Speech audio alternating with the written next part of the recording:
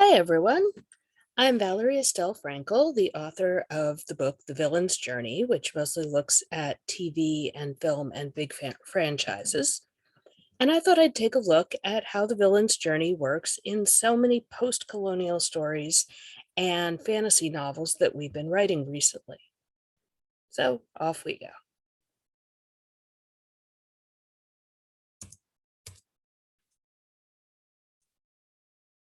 The villain's journey starts with the villain being condemned as a monster from birth sometimes. Sometimes they're a perfectly functioning person, and then there's a physical and emotional scarring, as happens with just about every Batman villain. On the villain's journey, they're a passionate human, and then some chemicals are thrown at them or something, and they've slipped into monstrosity. These are often adults, not kids, so we see them constructing their own talisman, making their own choices, but we also often see a villain tempting them to monstrosity. Darth Vader's journey to become evil with Darth Sidious whispering in his ear is a classic one. We see the villain, who could be male or female, generally loving the innocent, who's often a love interest shared by the hero, and often trying to sacrifice this helpless damsel type. Again, we could see this with Padme in the Darth Vader story, or so many villain stories where Superman and Lex Luthor are fighting over the Lois Lane character. In fact, the Superman and Luthor characters are always butting heads, and you can look at these stories from the villain's point of view, where he's so jealous of Superman, who's getting all the big breaks, all the acclaim, all the love. And in fact, the cartoon Megamind really looks at this side of the story, and we see the villain so enraged by the hero's preference that he's striking back. This is Loki and Thor. This is so many of these villains who are just so similar to the hero, like Draco and Harry, but stuck being the lesser choice. This villain often turns on and murders his father, especially if the father is good or weaker. We see this in Game of Thrones with these savage children turning on their fathers and killing them, or watching them get destroyed or betraying them in order to take their power. And some villains are simply killed off without ever achieving enlightenment, coming to understand what they've done. Or some villains you see have an epiphany, a moment of, oh my goodness, what have I become? And transforming to goodness. This is Vader on his deathbed. This is Snape, who was all primed to be a Dark Lord until he realized what it was going to cost him. And so we do see some villains get redeemed. This mostly ends up being a question of where you stop telling the story, because in the really old stories like Medea, sometimes we see the villain not just accept redemption, but become a mentor and an advisor who's learned from the dark path. Heck, Giles on Buffy follows that pattern, I suppose. So let's keep going. We have our villain growing up as a monster. There's a big theme in the X-Men, or told that they can't be part of society. So what do? They find a way to strike back. And so many of these villains are stamped as evil from childhood. Some of the novels I was looking at are A Deadly Education, which is a magic school story, and the novel Malice, which is a retelling of Maleficent. And in A Deadly Education, the young lady, from her birth, everybody can just sense the dark powers coming off of her, and everybody is judgmental and repelled. She's coming from multiple family backgrounds, and none of them are okay with her background. Likewise, Malice grows up as the Dark Grace at the School of Graces. They all have powers, but she's from the race that nearly got wiped out by the people in power, and everybody talks about her tainted blood everywhere she goes.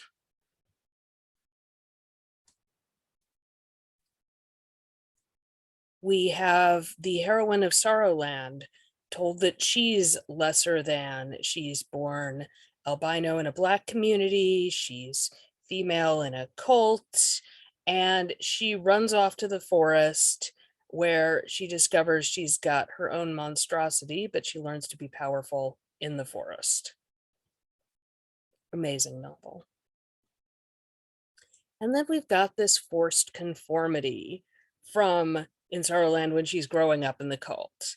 In Malice, the heroine is so desperate to be accepted. She goes to the ball in a mask, but one of the mean girls rips it off. She has made her magic like the dominant culture, so desperate she is to be accepted until she starts facing that she's got different choices. Indexing by Shannon McGuire. In book one and the sequel, we've got Sloane, the wicked stepsister, who is frustrated at how those in charge are using her for her powers and have redeemed her into a useful member of society. But this in itself is problematic, colonial, painful, and she knows they're just using her. So we've got that scarring, as I said, in so many supervillains. We see Killmonger up top because the scarring doesn't have to be a physical wounding. It could be a horror like the death of a parent or the death of a child, as we see in the Snow White and the Huntsman franchise. And we've got other literally scarred and wounded heroes, villains, I should say, here. And we've got a lot of fairy tales that are being deconstructed right now. And those fairy tales are asking the question we get in Maleficent. What makes somebody a bad guy? Who's telling the story? Who decreed that this person should be a bad guy? Because now we've got fairy tales where Aurora's parents started it by invading their neighbors and setting up the war that followed, or they tortured the villainous so badly that they made her a villainess. This is Maleficent, but we see this in other stories too. We're hearing from Cruella. We're hearing from Joker. A lot of people are calling this the Wicked phenomenon because the book and then especially the musical really took off, and again emphasize that question of labeling and what do you do when dominant society has called you a monster for their own reasons. Lately, there was the celebrated Circe novel and a very good Medusa novel. Not the first novels to hear from the bad guys of mythology, but we're really starting to ask these questions more. I was just reading the fairy tale Into the Heartless Wood, which is very Little Mermaid-like, where the dryad wants to be human, and if she does, she can never go back to the forest. But eventually we find the same epiphany we did in Moana. The villainess actually was a helpful spirit until the male culture hero Maui in Moana's case and the king in Into the Woods walked in and stole the goddess's power that he had no right to. And what do you know? That made her into a savage monster, thus leading to all the villagers insisting, don't go in the woods, don't go out into the ocean, the monster will destroy you. Well, what actually needed to happen was justice and reparations, giving back what was stolen. And obviously a colonialism metaphor here. And that question of who's the hero. Queen of the Conquered was an interesting one, as the biracial heroine in a society that has slavery and plantations and all of that culture says that she is going to become as powerful as the white men on the council and become a great heroine and find acceptance even though she's biracial and they're suspicious of her magic. And once she does this, she will finally free the slaves, which meanwhile she's keeping as slaves. However, she is completely misguided and gets a big shock when she discovers the slaves have been making their plans without her. It's nice if she wants to be their chosen one, but while she is failing to act and just being nice to the upper class, they are there tearing the system down bit by bit, and she is so oblivious to the fact that the king has already been taken out. Her way of life and the palaces around her are crumbling around her. This is not her story, it's theirs. Oops. So we're really getting these very deconstructive stories here. I talked about the hero and the villain as these perfect mirrors, these perfect rivals for each other. And we see that in a lot of stories. The next question is, what happens when the good guys society makes the villain? After you've been trained to be a monster, a killer in a great war. That's how this series started, that the peasant girl is taken off to become a soldier, a death dealer with this phoenix power. And then after the war, she's sitting there going, what do I do now? I don't trust the other side. What do you mean we made peace and it's all over? My own people don't trust me. I've been made into a monster. What do I do? Which is another one of those big questions that the classic fantasy didn't always answer. Oh, Frodo, you're going away into the West? That's so nice of you. Thank you very much for your sacrifice. Bye-bye. We discussed the Moana pattern where the bad guy had a great act of injustice to start this off. Medusa has always had that story because Medusa originally is the story of Poseidon's priestess, who, after he attacks her, Athena, who does not protect her priestess, transforms her into a monster. One can find interesting metaphors in that because Medusa's face is the face of female fury. It's the face of keep away. It's the face of I will kill you if you come any closer. So metaphorically, one could find defense in what happened. But it depends who's telling the story.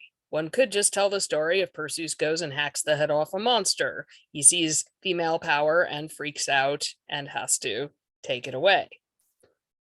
Well, this recent adaptation, we see Medusa's mother saying, you can take your revenge. You can go out there and sink ships of rapists and attackers. You can protect women. You can fight back. But like so many of the villains in these stories, she finds out that she's actually being manipulated, being used as a tool for those powerful people to get their goals met. So she's got to get out of this situation. And of course, one of the great vengeance stories is The Deep, where the slaves who were thrown off the ships become mermaids and start sinking those ships and then declare war on the entire human world. They are not gentle and kind because they used to be humans. They have decided that the patriarchal world needs to go and they are going to tear it down. They're also keepers in memory with all kinds of fascinating metaphors going on in that part of the story. Sometimes the characters reach epiphany and realize they don't want to be a villain anymore and should do something else. Christmas Carol, the entire story is devoted to the epiphany and redemption of Ebenezer Scrooge, of course. But we have other moments too. Spike gets a soul. Snape is told you can be a villain or a hero, but either way, Voldemort is not going to protect the woman you love. We have Kylo Ren being redeemed by several kinds of love. We have the queen there in silver in Huntsman's War realizing that her sister has manipulated her all this time and again used her and lied to her, and she's not serving her own journey but other people's. And sometimes when this happens, the villain pulls back. Or sometimes the villain just dies before they can have that aha moment and seek redemption. It all depends what story we're telling, and once again, whose story it is. The hero uses his descent into death to become somebody who understands the wisdom of life and death at the end and can mentor the next generation. Likewise, we see a number of these villains using their steps through villainy to become advisors to the next generation, heroes, leaders who can fight for better, people who have a foot in both worlds. We get that from Battlestar Galactica, where everybody's used their dark deeds to understand what life is worth and what it means to be heroes and villains. Good Omens, there's that great scene at the end where the angel and the demon, who realistically are not that different, prove that they've understood the other side well enough to use their powers. And in these post-colonial stories, we see a lot of, now that it's all been destroyed, we could rebuild. Yes, we've lost what we were holding on to. Yes, we've lost the tools of our civilization, but we could still find a new path. They keep burning us. We keep rising again. Each time we will find a new way forward. And the goal is to find a better way forward, bringing in more cultures, more egalitarian beliefs, more tolerance, more siblinghood, more support for those who didn't get a voice in the previous kingdom. And there are so many stories you can read on the heroine's journey, the villain's journey, and so forth. Thank you.